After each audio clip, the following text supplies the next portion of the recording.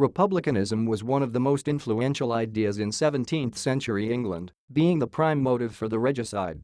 Republicans saw a system where Parliament was the highest authority in the land as an alternative to monarchical rule. Within the new model army, political and religious radicalism spread throughout the ranks.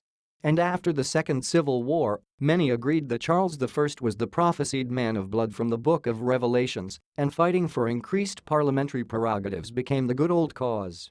Republicanism played a crucial role during the Rump Parliament, which believed itself to be the only remaining legitimate authority in England and sought rule without a protector, invariably leading to its 1653 dissolution.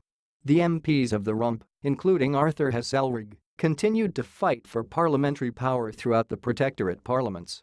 Their disruption led to the dissolution of the Second Protectorate Parliament, and they often provided opposition to Cromwell. For example, they argued against the Humble Petition and advice and the Militia Bill.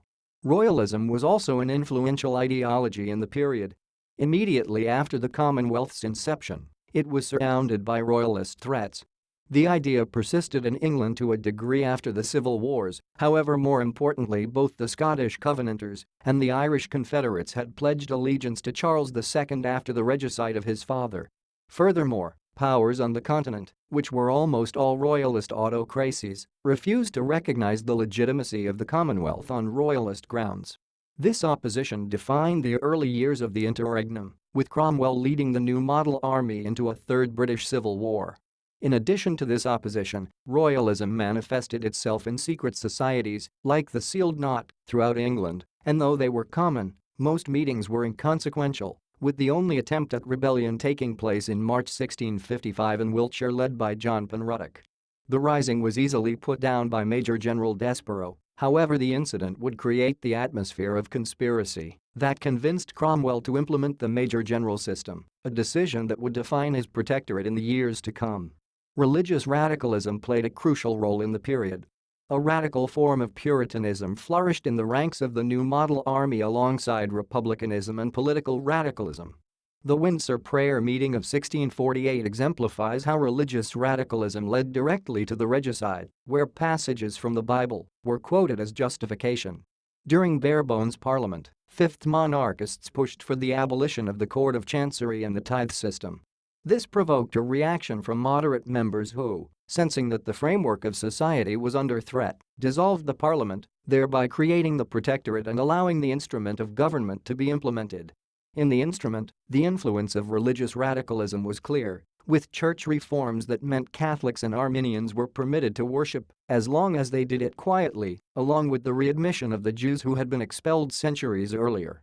Religious radicalism was prevalent during the rule of the major generals, many of whom imposed a relatively extreme version of Puritanism on a population that was Calvinist by majority, creating the tensions that led to the failure of the experiment. The growth of the Quaker movement increased tensions between the Cromwell, who wished to protect their right to practice, and the conservative gentry who saw them as a threat to the status quo. Political radicalism was arguably at the core of the post-regicide regime. The overthrow of the monarchy was seen as extremely radical by most, and especially by the conservative moderates.